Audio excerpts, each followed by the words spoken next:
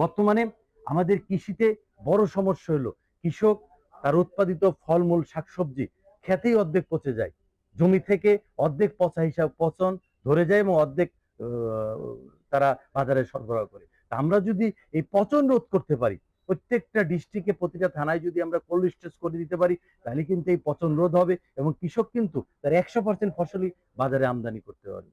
Second হলো যে কৃষকের উৎপাদিত ফসলের ন্যায্য মূল্য নিশ্চিত করতে হবে। আজ দেখেন কৃষকরা পেঁয়াজ চাষ করে তারা খুব হতাশার মধ্যে আসছে, অনেকে পেঁয়াজ ফেলে দিচ্ছে। কিন্তু আমরা যদি পেঁয়াজকে পণ্য হিসাবে করতে পারি, পেঁয়াজের পাউডার, পেঁয়াজের বেরেস্তা, পেঁয়াজের সবস করতে পারি, তাহলে কিন্তু এই কৃষক আর পেঁয়াজ ফেলে দিবে না। আমরা যদি প্রত্যেকটি থানায়, যে থানাগুলাতে যে যে ইউনিয়নগুলাতে পেঁয়াজ ভালো হয়, সেক্ষেত্রে যদি আমরা ডায়ার মেশিন সরকারিভাবে দিয়ে দিতে পারি, তাহলে কিন্তু এই কৃষকরা পেঁয়াজ ফেলে দেবে না, পেঁয়াজ থেকে পাউডার, পেঁয়াজের বেরেস্তা, পেঁয়াজের সবস করবে।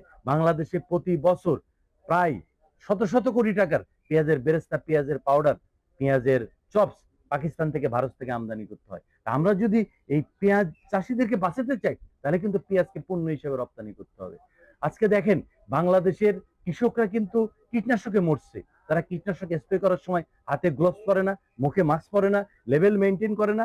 না করার কারণে কিন্তু আমাদের সিএবিআর ওয়ার্কশপে তারা জানিয়েছে বাংলাদেশের প্রায় 40% ক্যান্সার রোগে আক্রান্ত হয় হলো এই আপনার কীটনাশক স্প্রে করার কারণে। আজকে ওয়ার্ল্ড ব্যাংক তারা একটা তথ্য অনুসন্ধানে তারা প্রকাশ করেছে যে বাংলাদেশের 95% কৃষক তারা অসমমাত্রায় সার ও বীজ, সার এবং কীটনাশক স্প্রে করে। তা আমাদের কৃষকদেরকে বাঁচাতে হলে, কৃষিকে বাঁচাতে হলে আমাদেরকে কীটনাশকের এবং সার অসমমাত্রায় যে প্রয়োগ করে, এখান থেকে আমাদেরকে যতটুকু লাগবে ততটুকু প্রয়োগ করতে হবে। এই জন্য আমরা বলি প্রতিটি উপজেলায় একটি করে কৃষি টেক আপ সেন্টার চালু করার জন্য।